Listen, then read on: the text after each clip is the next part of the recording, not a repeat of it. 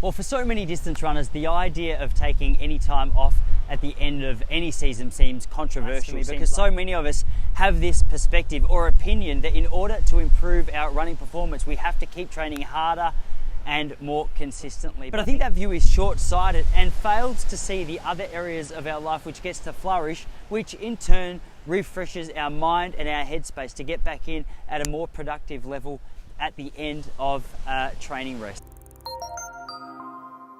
Because you need to be fully committed in so many aspects of your life when you take up distance running, there are a number of things that we just don't prioritize into our life when we're full-time training, or even if they are a priority, we don't get to invest in as much as we like. So the first reason I used to love just taking 2 weeks completely off my training schedule at the end of the year was so I could put my feet up and create a little bit of time for other areas of my life. So depending on who you are, depending on what you're passionate about, is going to dictate what it is those things are. But for me, it was just going to the beach and having a swim, or it was putting my feet up and just enjoying a book or a movie, spending time with my family, doing those little things that I used to feel in so many parts of my life were a little bit rushed, and they almost took a back seat based on the fact that my training was my number one priority. It was always good just to remind yourself that your life is bigger than just running. And one of the reasons for that is because when you're so committed on just your running training, what you forget is that your value is not tied up completely in how fast you're running.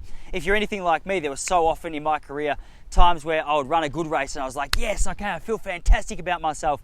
And then I would go through a slump in my training where my performance just wasn't that good, and I would start to feel down. But the idea of basing like any of your value or self-worth on how fast you're running is so short-sighted. So for me, that 2-week period to focus on the other areas of my life was such a beneficial habit because it allowed me to see the bigger picture outside of my running, which coincidentally seemed to refresh me for my running when I got back into it. The other beautiful thing about taking a couple of weeks off at the end of your season is it allows you to see things a little bit more objectively. Just like anything in our life, when we start to get so caught up, so passionate, so emotional about it, we get attached to what is on the paper. And that's all good and well. I mean, that incentive, that motivation is the reason that gets you out of bed in the morning. But one of the shortcomings with that attitude is it doesn't allow us to see where we might be letting ourselves down. So a couple of weeks away where we speak to our coaches or the people who are involved in our training programs allows us to see areas that we might want to improve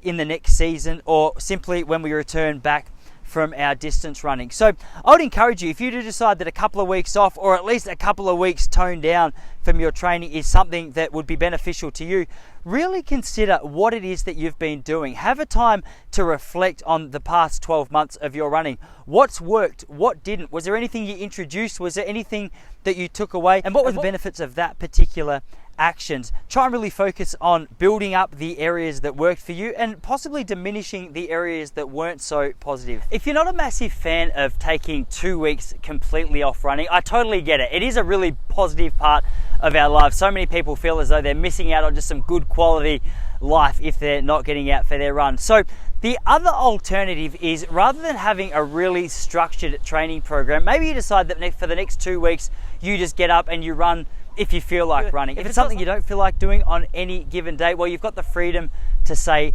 no. The one perk of that I will say is, when I used to get back into running after a couple of weeks off, the one thing I would notice, because it had been a little bit of time since I'd been out there, is the legs would feel a bit sluggish for that first day or two. Simply just trying to get back into the rhythm of running was a little bit of a funny concept to them, but it was only ever a day or two at maximum until I felt like getting back into it.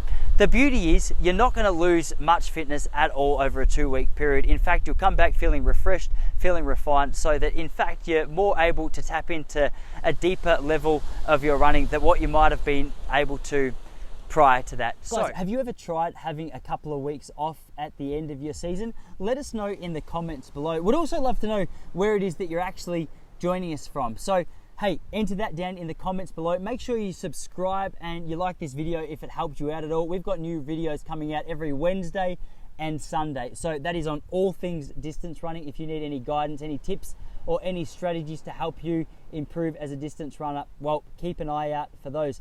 Guys, let's keep that conversation going in the comments below. Happy training, and I'll see you all in the next video.